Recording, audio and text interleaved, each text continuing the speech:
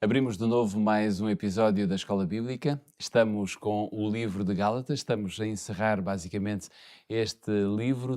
No capítulo 6 nós encontramos ainda algumas verdades que precisam ser analisadas e por isso mesmo comigo tenho sempre o pastor Pedro Esteves, que nos ajuda numa conversa entre nós os dois a descobrirmos os pontos principais daquilo que trazemos até si. Pedro, para hoje o sumário diz-nos que... Vamos olhar para a cruz, com a ajuda do Uhum. apóstolo Paulo, que tem algumas afirmações tremendas nestes últimos versículos. Vamos perceber como é que é muito importante termos uma visão sobre o que é a cruz e o seu significado, este que é, claro, o maior símbolo do cristianismo. Vamos então ver estes aspectos ponto por ponto, mas antes vamos abrir a palavra de Deus no capítulo 6 de Gálatas e para lermos aqui um versículo que é o versículo 14. Se tiver a sua Bíblia à mão pode fazê-lo acompanhando a nossa leitura, se não poderá acompanhar aquilo que aparece no nosso quadro que diz: "Mas longe esteja de mim gloriar-me, a não ser na cruz de nosso Senhor Jesus Cristo, pela qual o mundo está crucificado para mim e eu para o mundo." Pedro, como é que os Gálatas poderão ter, de alguma forma, entendido esta ideia de Paulo quando ele diz: "Só me glorio na cruz de Cristo"? Jorge, nós hoje lemos estas palavras e seguramente elas são até muito inspiradoras para nós. Mas será interessante fazer aqui uma leitura, talvez contextualizada, para percebermos que hoje, no século XXI, com toda a experiência e história de igreja, que se calhar a maior parte daqueles que nos ouvem ou veem têm, talvez seja difícil compreendermos o quão radical, no fundo, Uhum. era esta afirmação. Porquê? E eu digo radical mesmo ainda no contexto dos cristãos, porque a verdade é que se hoje a cruz de Cristo é um símbolo comum, até um símbolo apreciado, e que na nossa cultura cristã, no fundo, porque é disso que se trata, nós não somos só cristãos de por vontade religiosa, nós somos cristãos também porque estamos num berço cristão em termos de cultura. Uhum. Nós olhamos para a cruz e os sentimentos que a cruz nos desperta são sobretudo positivos. Mas no tempo de Paulo, temos que compreender que mesmo que o assunto, como é evidente, fosse falado e a igreja toda ela estava consciente Uhum. do sacrifício de Cristo, a verdade é que a cruz não era uma coisa que fosse natural alguém dizer que se vangloriava na cruz. A cruz era uma coisa muito desprezada enquanto objeto e com certeza tão poucos anos após a morte de Cristo e num tempo em que a crucifixão ainda era uma prática entre os romanos, nós podemos perfeitamente perceber que os judeus e quem tivessem numa cultura, lá está, judaica, Uhum. achava a ideia, como é evidente, de o Messias ser crucificado numa cruz, morrer, alguma coisa difícil de aceitar.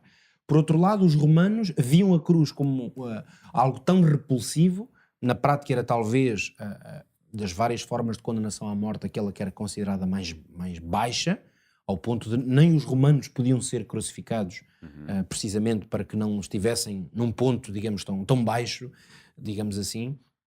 Então, isto não seria de estranhar pensar que mesmo entre os cristãos esta ideia positiva da cruz fosse uma coisa difícil ainda Uhum. de absorver. Então, se realmente a cruz era um escândalo para os cristãos e onde assentava a fé, como é que nós podemos obter dela o significado? O que é que isto pode significar nas palavras de Paulo? Ora, precisamente aqui nós temos que compreender que Paulo foi possivelmente um dos primeiros e seguramente o grande responsável por criar na igreja cristã, entre os crentes, espalhados pelos mais diversos lugares onde o seu ministério se estendeu, ele foi um dos responsáveis por criar uma cultura, digamos, cristã, que associasse à cruz todo um conjunto de significados muito positivos. Diríamos um amor à cruz. Um amor à cruz, Uhum. naturalmente, àquilo que ela significa.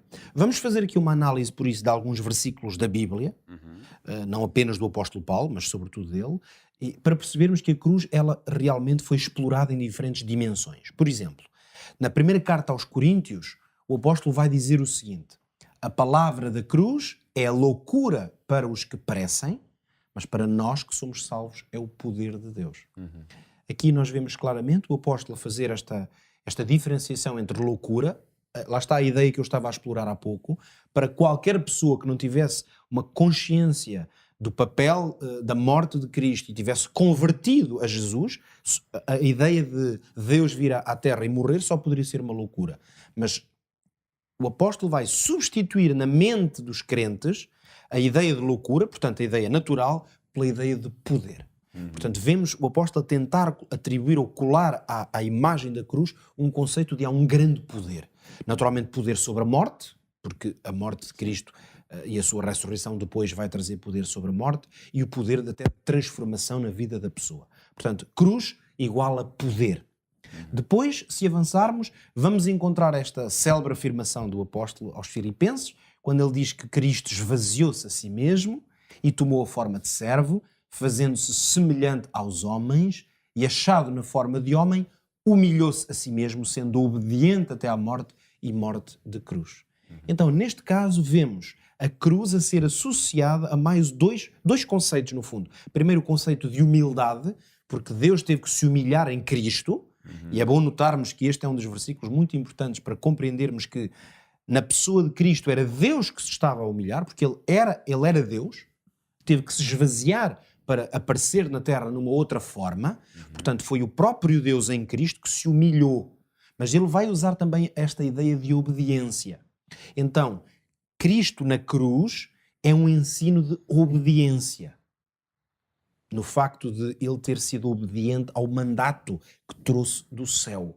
Então nós vemos mais uma ideia positiva associada. Cruz, que é obediência e humildade.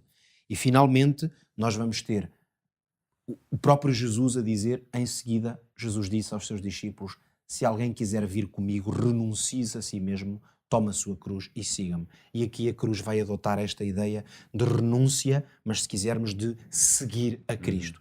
Por isso é que não nos podemos admirar de, voltando às palavras do apóstolo Paulo, que já usamos, o mundo está crucificado para mim e eu para o mundo. Portanto, Paulo transmite esta ideia de que a cruz é, no fundo, uma experiência muito boa, que o crente, através dela, afasta-se de tudo o que o prende a este mundo. Temos aqui uma ótima perspectiva para, no fundo, utilizarmos na nossa prática, aprendendo fazendo.